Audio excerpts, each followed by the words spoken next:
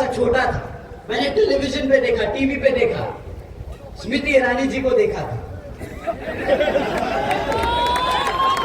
आदरणीय स्मृति ईरानी जी को देखा था।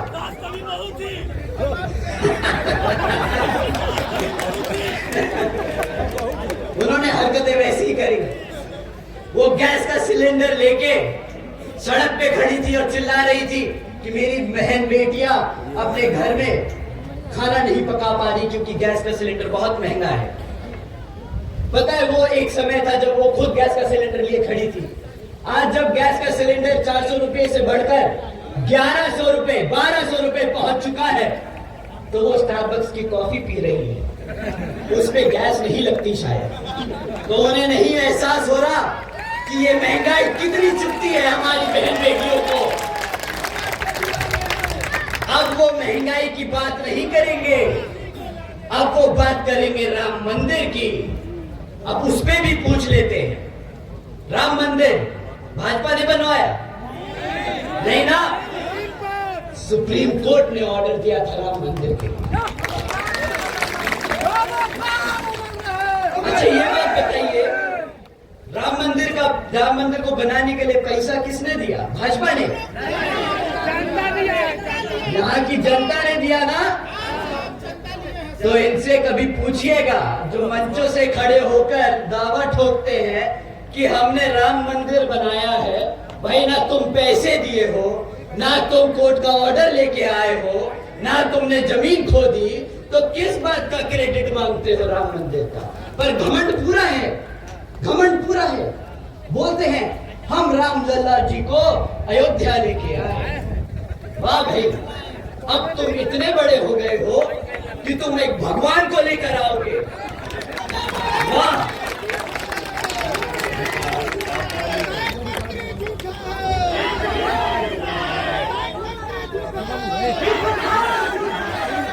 भाई साहब मैं मन से नहीं बोल सकता। क्या बोला आपने? क्या बोला? क्या है? झूठे? अरे ऐसे मत बोलो, प्रधानमंत्री जी है यार, क्या बात कर रहे हो? लाइव जा रहा है ना। आप लोग जानते हैं अभी उन्होंने अपने भाषण में हमें बोला, हमें क्या, उन्होंने बोला जो भी लोग बुलडोजर की सरकार को नाम ले रहे हैं, प्रधानमंत्री जी ने बोला कि योगी जी की सरकार को जो लोग बुलडोजर की सरकार से बदनाम कर रहे हैं, उन लोगों को अपनी आंखें खोलनी चाहिए और देखना चाहिए कि किस तरह योगी जी ने यहाँ उत्तर प्रदेश में कितना उद्योग पैदा किया है, उद्योग पैदा किया है। हमने आंखें खोली। उनके भाषण सुनने के बाद हमें लगा हम ही गलत थे शायद।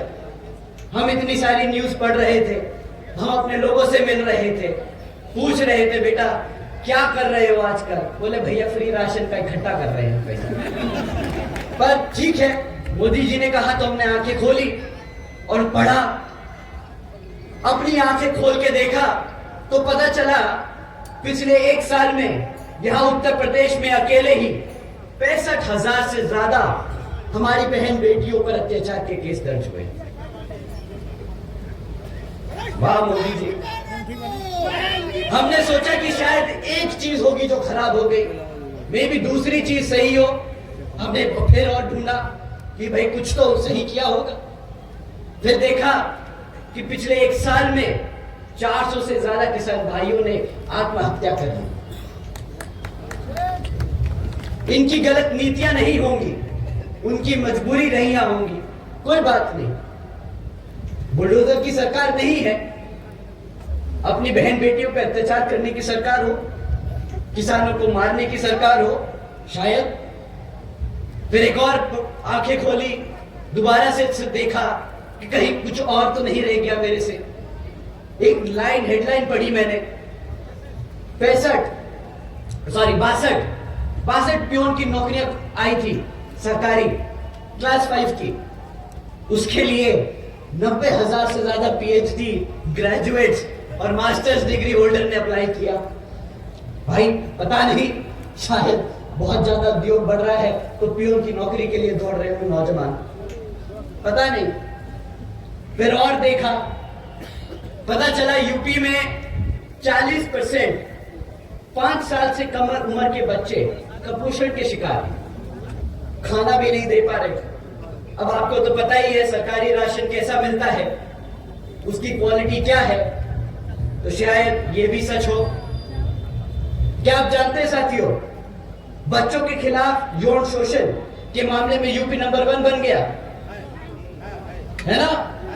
मैंने आंखें खोली, बुलडोजर से आगे देखा तो पता चला ये सब भी है।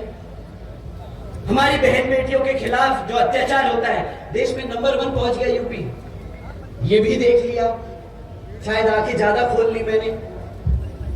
क्या आप जानते हैं, हत्या के मामले पूरे देश में सबसे ज्यादा यूपी में हो रहे हैं। सही बात। आदरणीय प्रधानमंत्री जी, आप जिस प्रदेश के सांसद हैं, वो देश आज भारत का किडनैपिंग कैपिटल बन चुका है। यहां पर कोई फैक्ट्रियां नहीं लगी, यहां पे किडनैप करने की फैक्ट्रियां लगी हैं, रोजगार देने की फैक्ट्रियां नहीं लगी। साथियों, ये है हकीकत भाजपा सरकार की।